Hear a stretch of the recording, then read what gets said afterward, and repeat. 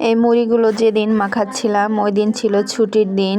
তো সকালবেলা বাজারে গিয়েছিলাম, বাজার থেকে মাছ মাংস কিনে নিয়ে এসে ওগুলো কেটে কুটে গুছিয়ে রেখে রান্না বান্না করে খাবার খেতে খেতে বিকাল হয়ে গিয়েছিল।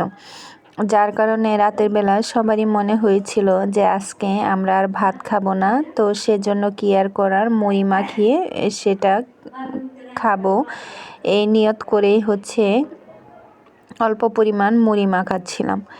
তো মুড়িতে যা দেওয়া হয় পেঁয়াজ, কাঁচামরিচ, ধনেপাতা, শসা, টমেটো, তারপর কয়েকটা বেগুনি নিয়ে আসা হচ্ছিল, সেই বেগুনি, চানাচুর, সরিষার তেল সব কিছুই দিয়ে মুড়িটা মাখিয়ে নিচ্ছিলাম।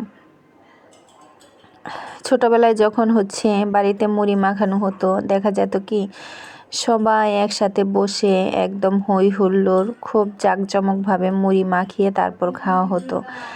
আর এখন মুড়ি মাখাতে গিয়ে সেদিন যা দেখলাম তাতে কি মনে হইল, আমি একমাত্র আমার মোবাইলটা দিয়ে ভিডিও করতেছি, বাকি সবাই যারা আছে তারা তো বসে বসে মোবাইল দেখতেছে আর মুড়ি মাখা খাচ্ছে। আর আমার মা তো গিয়ে আর মোবাইল দেখে না, সে বসে বসে একা নীরবে মুড়ি খাচ্ছে।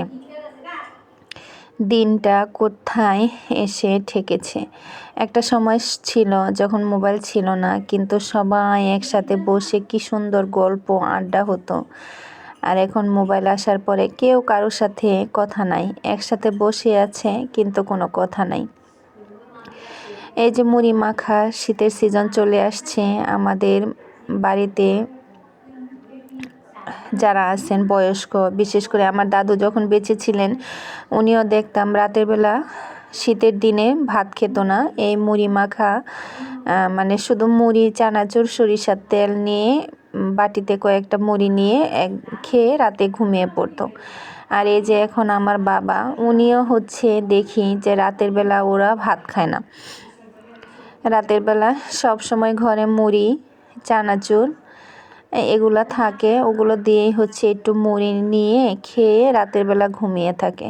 শীতের মধ্যে নাকি ভাত খেতে ইচ্ছা করে না। আর আগে তো বাড়িতে মুড়ি ভাজা হতো।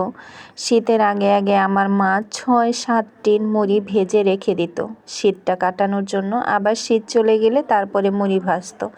আর এখন তো মুড়ি ভাজাও হয় না। কালের পরিবর্তনে কত কিছু পরিবর্তন হয়ে গেছে। মুড়ি এখন বাজার থেকে কিনতেই পাওয়া যায়।